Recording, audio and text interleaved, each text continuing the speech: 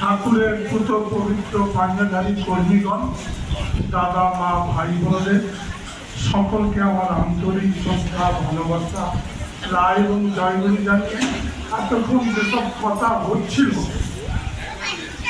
কথা সবই হয়ে গেছে। আমরা যে যন্ত্রণার মধ্যে যে আছি প্রতিটা মানুষ সেই যন্ত্রণা থেকে মুক্তি পাওয়ার জন্য ঠাকুর আমাদেরকে এই আশীর্বাদটা করেছে।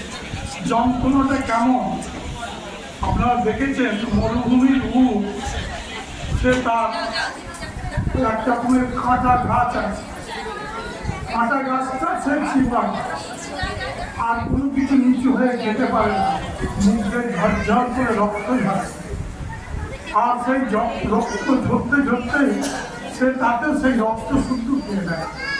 আমাদের সংসার জীবনটা ঠিক তাই, আমরা কত কষ্টের মধ্যে দুঃখের মধ্যে আছি, সেই যন্ত্রণা নিয়ে আমরা ঠাকুরকে ধরার চেষ্টা করছি, কিন্তু আমরা সেই তার কর্ম যেটা সেই কর্মটা না করার জন্য আমরা আমাদের জীবনের কাছ থেকে অনেকটা বঞ্চিত। সেই জন্যই ঠাকুর ওই উদাহরণটা দিলেন, আমরা ওই মরুভূমে উটের মতন যেন হয়ে না থাকি। আমরা সেই রক্ত আমার গালে ঝরছে, অথচ আমি সেই পাতায় কাঁটা পাতা খেয়ে বেঁচে থাকছি। আমরাও কিন্তু ঠিক তাই, আমাদের জীবনে প্রত্যেকটা মানুষ একটা যন্ত্রণার মধ্যে ছটফট করছি, আর সেই যন্ত্রণা থেকে মুক্তি পাওয়ার জন্যে করোনাকালে যখন বন্যা হয়েছিল তখন সব প্লাবনে ভেসে গিয়েছিল, আর একটা বিষধর সাপ, আবার একটা বাঘ, আবার একটা মানুষটা সবাই বাঁচার জন্য একটা নিশানা খুঁজছে কি করে বাঁচব। তখন একটা গাছ দেখতে পেল, সেই গাছের ওপরে মানুষটা মাথায় উঠে গেল, উঠে গিয়ে যখন সে দাঁড়িয়ে দেখছে নিচে বাঘ আর সাপটা রয়েছে, বাঘটাও প্রাণের ভয়ে গাছে উঠে গেল।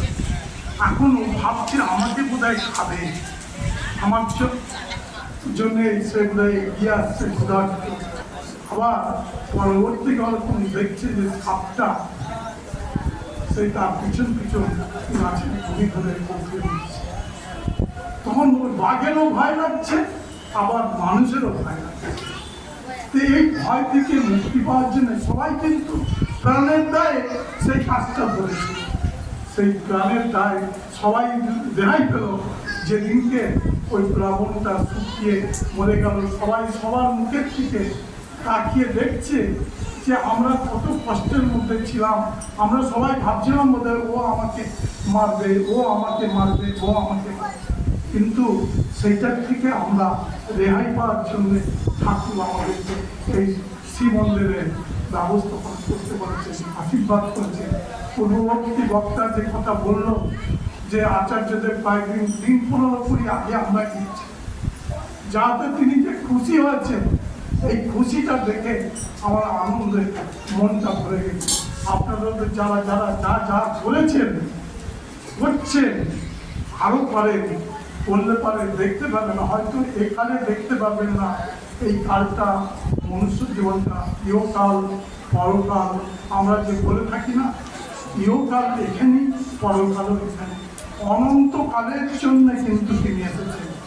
আজকে বুঝতে পারছি না, পরবর্তী জেনারেশনে হয়তো আমার সুখ শান্তি সবাই উপভোগ করতে পারবে। সেই জন্য আপনাদের প্রতি প্রত্যেককে আমি আমার সার্বঙ্গীন মঙ্গল কামনা করে আমার ছোট্ট কথা শেষ করলাম।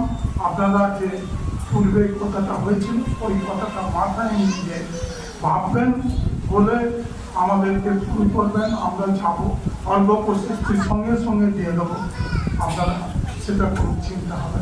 জয়গুরু, বন্দে পুরুষ। এখন আমাদের